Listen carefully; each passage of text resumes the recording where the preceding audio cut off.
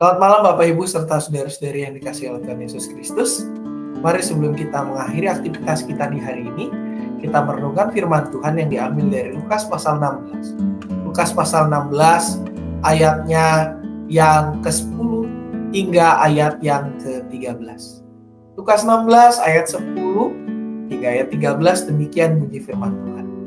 Barang siapa setia dalam perkara-perkara kecil, ia setia juga dalam perkara-perkara besar. Dan barang siapa tidak benar dalam perkara-perkara kecil, ia tidak benar juga dalam perkara-perkara besar. Jadi jikalau kamu tidak setia dalam hal mamon yang tidak jujur, siapakah yang akan mempercayakan kepadamu harta yang sesungguhnya? Dan jikalau kamu tidak setia dalam harta orang lain, siapakah yang akan menyerahkan hartamu sendiri kepadamu? Seorang hamba tidak dapat mengabdi kepada dua tuan, karena jika demikian, ia akan membenci yang seorang dan mengasihi yang lain, atau ia akan setia kepada yang seorang dan tidak mengindahkan yang lain. Kamu tidak dapat mengabdi kepada Allah dan kepada Mammon. Bapak Ibu serta saudara-saudari sekalian, mungkin bacaan ini adalah sebuah bacaan yang sangat kita kenal, Lukas 16, di mana Yesus memberikan pengarahannya, memberikan nasihatnya kepada setiap mereka yang mendengarkan untuk setia dalam perkara yang kecil, setia dalam perkara-perkara yang dipercayakan Tuhan kepada mereka. Dengan tegas, pada ayatnya yang ke-10, Yesus mengatakan dengan tegas bahwa siapa yang setia dalam perkara kecil, ia setia juga dalam perkara-perkara besar. Barang siapa tidak benar dalam perkara-perkara kecil, ia tidak benar juga dalam perkara-perkara besar. Bagian ini mengingatkan betul kepada kita bahwa Bapak Ibu, yang namanya kesetiaan itu dibangun dari hal-hal kecil. Bila mana kita tidak setia mengerjakan hal-hal yang kecil, kita juga akan kesulitan bila kita mendapatkan perkara-perkara atau hal-hal yang besar. Hal ini dapat berdampak kepada kehidupan kita.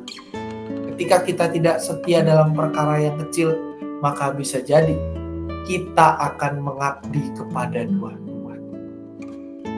Dalam bagian ini, Yesus dengan tegas mengatakan, seorang hamba tidak dapat mengabdi kepada dua tuan. Artinya, ketika kita mengabdi kepada dua tuan, maka kita akan memilih-milih mana yang akan kita prioritaskan, mana yang tidak menjadi prioritas kita. Kita akan membenci satu pihak dan kita akan mengasihi pihak yang lain.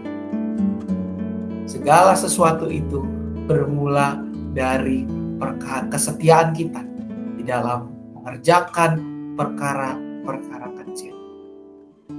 Melalui firman ini Yesus mengingatkan kepada kita untuk setia di dalam mengerjakan segenap hal-hal yang Tuhan percayakan di dalam kehidupan. Setia mengerjakan segala sesuatu, walaupun itu kecil. Setia mengambil pelayanan, sekalipun pelayanan kita tidaklah besar. Ketika kita mengerjakannya dengan sungguh-sungguh, maka Tuhan pun akan mempercayakan hal-hal besar untuk kita kerjakan di kemudian hari. Sebab melalui kesetiaan kita mengerjakan hal-hal kecil, kita memupuk kesetiaan kita untuk mengabdi kepada Tuhan. Mengabdi kepada Tuhan kita yang memberikan kita kehidupan, menganugerahkan kita segala hal yang mencukupkan segala kebutuhan kita. Marilah kita merenungkan Bapak Ibu kehidupan kita. Apakah di dalam hidup kita telah setia mengerjakan perkara-perkara kecil yang Tuhan percayakan?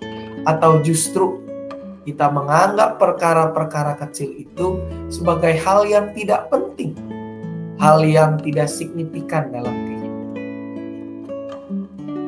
Apakah kita telah setia benar-benar mengabdi kepada Tuhan dengan mengarahkan hidup kita hanya untuk kemuliaan namanya saja, dan bukan untuk memenuhi tuntutan pribadi maupun tuntutan kelompok-kelompok di mana kita berada. Apakah kita telah menjadi hamba yang setia, hamba yang benar-benar jujur di dalam melakukan segala tugas kita, sekalipun kejujuran itu berat untuk kita laksanakan? Mari kita berdoa. Tuhan, ajarlah kami untuk menjadi hamba yang setia. Mampukan kami untuk boleh setia di dalam perkara yang kecil, menjaga integritas kami, menjaga kejujuran kami, dan bahkan setia mengabdi hanya kepadamu saja. Dalam nama anak Tuhan Yesus Kristus kami berdoa. Amin. Bagi Bapak Ibu lansia, mengingatkan pada esok hari Rabu akan ada PRT lansia seperti biasa jam 7 malam. Seperti biasa jam 7 malam secara online lewat Google Meet. Ibadah remaja pada hari Minggu dilakukan masih secara online. Kelas Immanuel pun masih dilakukan secara online, mengingat situasi pandemi yang masih terjadi. Kita berdoa supaya situasi pandemi ini cepat mereda, dan marilah kita mendukung pemerintah dengan senantiasa melakukan protokol kesehatan, yaitu dengan memakai masker, menjaga jarak, dan juga tidak menimbulkan kerumunan dimanapun kita berada, dan senantiasa menjaga kebersihan area lingkungan kita, tempat tinggal kita, tempat kerja kita, dan dimanapun kita berada. Selamat malam, selamat beristirahat, Tuhan memberkati.